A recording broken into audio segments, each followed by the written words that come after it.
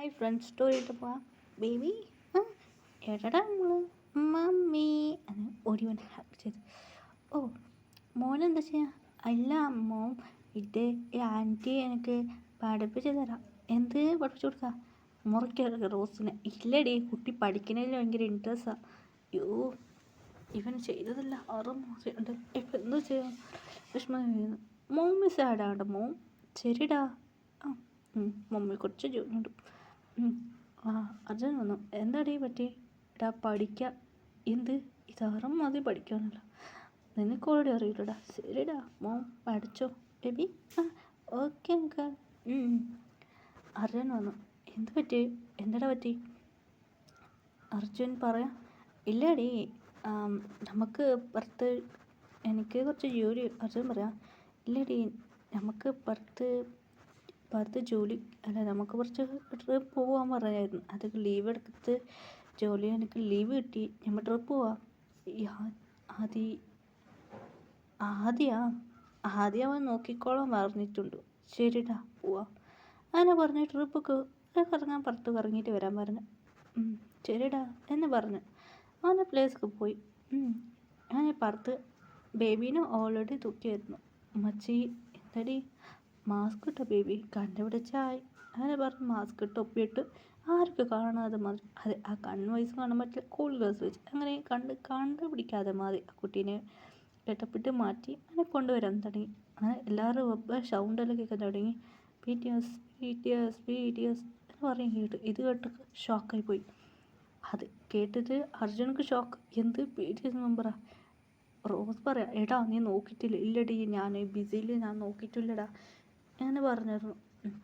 പിന്നെ അർജുൻ അങ്ങനെ വിളിക്കണ നെയിം വിളിക്കണം കേട്ട് ഷോക്കായി. ആറാമിൻ്റെ പേര് കേൾക്കുമ്പോൾ റിയാക്ക് ഷോക്കായി. അയ്യോ ഈ ബേബിനെ കണ്ടുപിടിക്കുമല്ലേ. അങ്ങനെ പറഞ്ഞു. ബേബി എന്ത് പറ്റി മോം?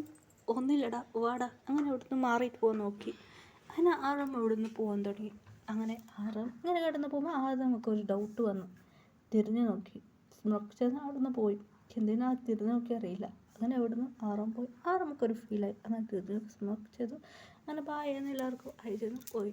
അങ്ങനെ ആയിട്ട് ഇവിടെ അടിക്കാൻ തുടങ്ങി. ഒന്നില്ലടി, നീ ടെൻഷനാടാ. ഇല്ലടാ നമുക്ക് ഇവിടുന്ന് പോവാം. ഇല്ലടി കുറച്ച് ട്രിപ്പ് അവരും കണ്ടുപിടിക്കാൻ പറ്റില്ല. അങ്ങനെ പറഞ്ഞു. ഹദി ഹോട്ടലാണ് ആറും താമസിക്കുന്നത്. അതെ, 2 ഹോട്ടലുണ്ട്. അതെ, ഒന്ന് ബിസിനസ് ഹോട്ടൽ പറഞ്ഞ ആർഡേഴ്സ് മാതിരി ഇരിക്കുന്നത്.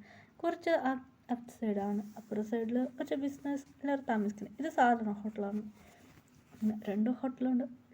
അങ്ങനെയായിട്ട് ഇങ്ങനെ ജനലിൽ വന്ന് നിന്ന് നോക്കിയായിരുന്നു. അതെ, വിൻഡോസ് നോക്കിയാണ്ടിരിക്കുമ്പോൾ ആറും ഇങ്ങനെ യഥാർത്ഥം ഇങ്ങോട്ട് ഇരുന്ന് നോക്കി.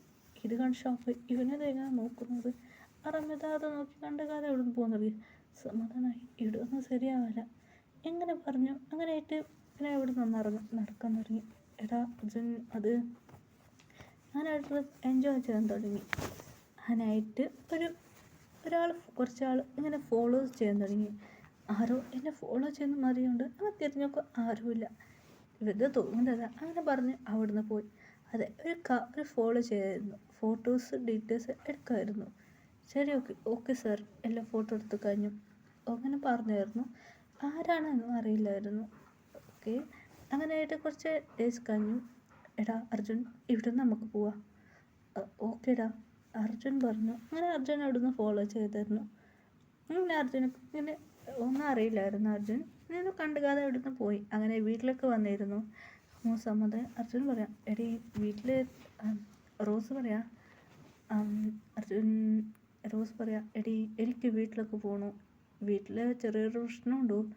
അതെ, എൻ്റെ അമ്മേൻ്റെ നാട്ടിലൊക്കെ എൻ്റെ മുത്തശ്ശിക്ക് മുത്തശ്ശീൻ്റെ വീട്ടിലൊക്കെ പോകാം. അവിടെ മുത്തശ്ശിക്ക് വയ്യ പറഞ്ഞിട്ടുണ്ട്. എന്തടി മുത്തശ്ശിക്ക് വയ്യ? അതെടി മുത്തശ്ശിക്ക് വയ്യ പറഞ്ഞായിരുന്നു. അതെടി ഏത് മുത്തശ്ശിക്കാ? ഒന്നില്ലട എൻ്റെ മുത്തശ്ശിക്ക്. ചുമ്മാ പറയാം. അതെടി മുത്തശ്ശി വയ്യ എന്ന് പറഞ്ഞായിരുന്നു. ഞാൻ പോയിട്ട് എൻ്റെ നാട്ടിൽ എൻ്റെ ഫ്രണ്ട് അവിടെ എൻ്റെ മുത്തശ്ശിൻ്റെ വീട്ടിൽ അടുത്തുള്ള ഫ്രണ്ട് ഉണ്ടല്ലേ, അവളുടെ മുത്തശ്ശി വയ്യാൻ പറഞ്ഞിട്ടുണ്ട്. ഞാൻ പോയിട്ട് വരാം. എടി നിൻ്റെ ഫ്രണ്ട് ഇല്ലടി അവ പിണങ്ങൂടി, അതുമാത്രമല്ല ഞങ്ങളുടെ വീട്ടിൽ കുറച്ച് ഫങ്ഷൻ ഉണ്ടുടി, അങ്ങനെ പോയിട്ട് വരാം എന്ന് പറഞ്ഞ് അവിടുന്ന് പോയി. ഇപ്പം ഞാൻ തനിയായിരിക്കണല്ലേ ബേബി? ആ മോം ശരിടാ, നമുക്ക് വെളിയിൽ പോയിട്ട് വരാം. ശരി മമ്മി. അങ്ങനെ പറഞ്ഞ് അർജുൻ വീട്ടിലേക്ക് പോയായിരുന്നു. രണ്ടുപേരും റോസും പ്രിയ രണ്ടുപേരും കൂടെ ഇരുന്നായിരുന്നു. ഇപ്പോൾ വീട്ടിൽ തന്നെയാൻ ബോറാന്ന് പറഞ്ഞായിരുന്നു. അങ്ങനെ പുറത്ത് പോയിട്ട് സാധനങ്ങൾ എന്തെങ്കിലും പച്ചക്കറി സാധനം കുറച്ച് സാധനങ്ങൾ എടുത്ത് വന്ന് അകത്ത് വന്നു വീട്ടിൽ സാധനം വെച്ചു. അങ്ങനെ വാതിൽ ആരാ മുട്ടുന്ന പോലെ തോന്നി. ആരാ ഇത് വാതിൽ മുട്ടുന്നത്? ആരാ എന്നെ നോക്കി. ശബ്ദം കേൾക്കില്ല. വീണ്ടും വെള്ളം എടുക്കുന്നത് കണ്ടു. ഇതിന് കണ്ട് ടെൻഷനായി. വാതിൽ തുറന്നു നോക്കുമ്പോൾ ഒരു ബ്ലാക്ക് മാസ്ക് ഇട്ട് ഫുള്ള് ബ്ലാക്ക്. അയ്യോ ആരാ നീ? ആരാ എന്ന് പറഞ്ഞ് ഒച്ചയുണ്ടാക്കിയത്. അങ്ങനെ വാതിൽ വന്നേക്കുന്നത് ലോക്ക് തുറന്നിട്ടകത്ത് വന്നു ലോക്ക് ചെയ്തു. അടുത്ത് വരാൻ തുടങ്ങി. ആരാ നീ എന്ന് പറയാൻ ഒച്ചയുണ്ടാക്കാൻ തുടങ്ങി. അത് വന്ന് പിടിച്ചു. അങ്ങനെ ബേബി ഷോക്ക്. ബേബിക്ക് ഭയങ്കര പേടിയായി. ആരാ? മമ്മീനെ വിടുന്നത് കുട്ടി തയ്ക്കാൻ തുടങ്ങി. അങ്ങനെ കുട്ടീനെ നോക്കാൻ തുടങ്ങി. ഒരുമാതിരി കുട്ടീനെ നോക്കാൻ തുടങ്ങി. അങ്ങനെ ഇവിടെ നോക്കാൻ തുടങ്ങി. എന്നെ പിടിച്ചു. അങ്ങനെ പിടിച്ചു. ആരാ നീ? വീട് തന്നെ ഒച്ചുണ്ടാക്കുന്നു. അങ്ങനെ ശബ്ദം ഉണ്ടാക്കുന്നു അങ്ങനെ പറഞ്ഞു.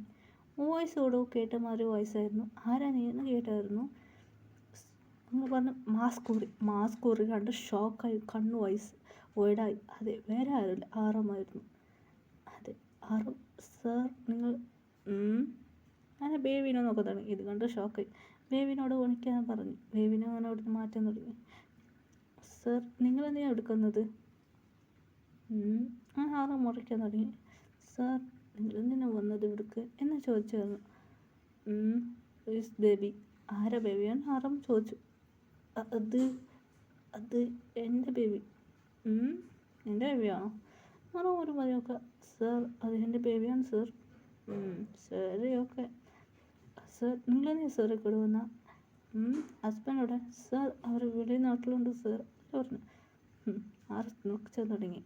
അതെ ആറമ്മയോട് പറഞ്ഞു എനിക്ക് ഓർഡർ വേണം. ശരി സാർ ഓർഡർ.